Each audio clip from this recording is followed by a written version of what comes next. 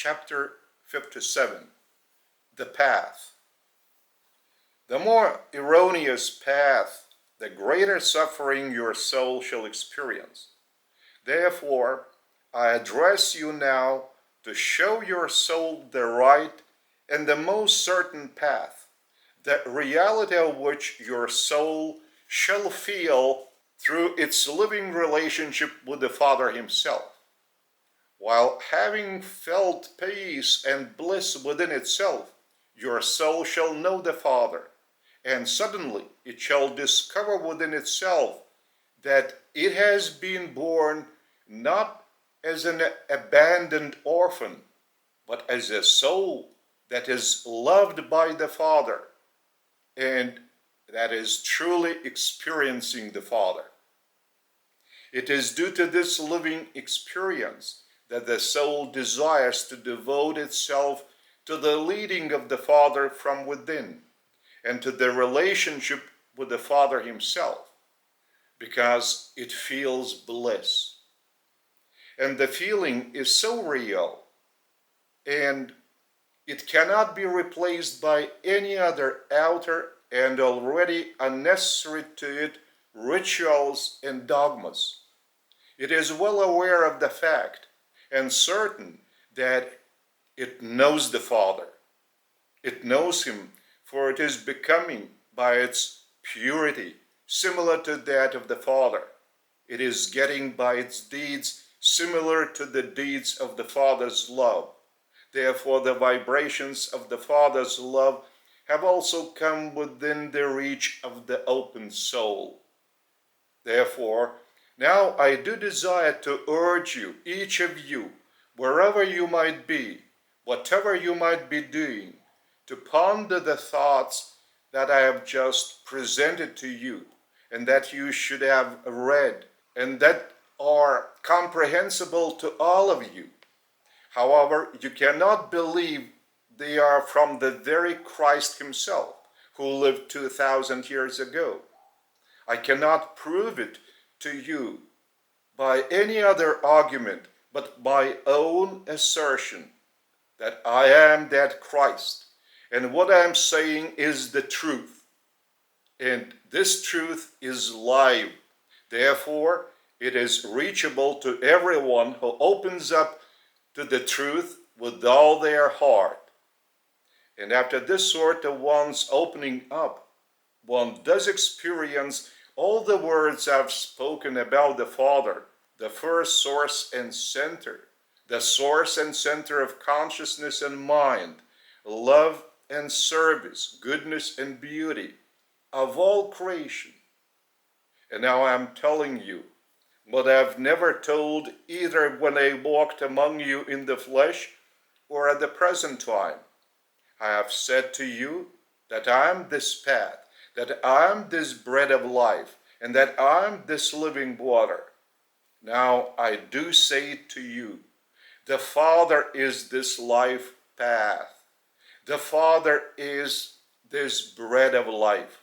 The Father is this living water. From now on, during all future eternity, shall ever be this gospel of mine, even as it has been expanded by my apostle of the present times, the fatherhood of God and the brotherhood of man, and even the brotherhood of all creation.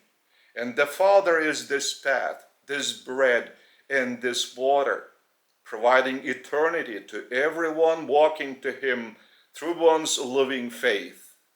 It is only this path that is the only one along which you can walk both bravely and resolutely, being given the guarantees of mine and of the Father, that you shall reach the Father. All the other paths, even though they might lead you to this living path, do not give you such assurances. It is you who must choose what you desire. I do not impose this path upon you. I do explain to you and help you make a wise decision, calling on you to be unafraid of treading along this living path of the Father. I know what I speak of, for I have always been walking on this path since those times when your world was not, and even our universe was not. I have my experience of billions of years, estimating it in your years, this living experience that allows me to speak out to you with love. Do not fear. Embark upon this path of the Father, and always be certain that the Father and I are permanently with you. The Father is even within you, within each of you, and I am by you and go everywhere, even ahead of you. However, as soon as you call me, I shall enter you through my Spirit of truth to calm and strengthen you, to urge you to walk on without fear along this very path of the Father. Therefore, certainty of my words will also be witnessed by your inner tranquility as soon as you pass from your ritualistic and dogmatic belief to your living faith. Then your soul will experience bliss, and it shall be surprised by the reality of this bliss and its existence within the soul itself. It is this that will be the confirmation of my words. And for your soul, this will be a new sensation and an enormous discovery of what an incomparable difference is between a dead, ritualistic, and dogmatic church belief and the living, blossoming out of the soul and its faith. Since all creation is the Father's, and the Father is the source of love, therefore, all his creatures throughout creation, after having discovered the Father within themselves, experience these very vibrations of the Father's love. It is only then that they can confirm that truly the Father is love and creation is friendly and even loving, that they begin to feel the reality of that living path of the Father, as well as the joy of walking in it. And then a soul or spirit starts penetrating still deeper into that very living path of the Father, that is virtually nothing else but the Father himself. The creature begins to penetrate even deeper into the Father himself by comprehending and experiencing him ever better through service to other creatures, also the children of God. It is only then that the differences among the mortals occupying different positions cease to exist, for they are being united by this very spiritual love and spiritual kinship. It is only then that a political situation is changing.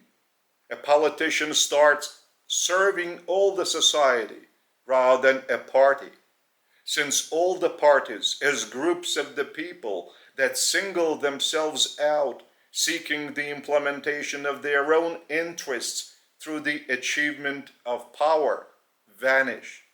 It is only then that people begin to comprehend and even to experience that they belong to one family, to the family of all humanity, and this one is an inherent part of a greater family, of the family of all creation.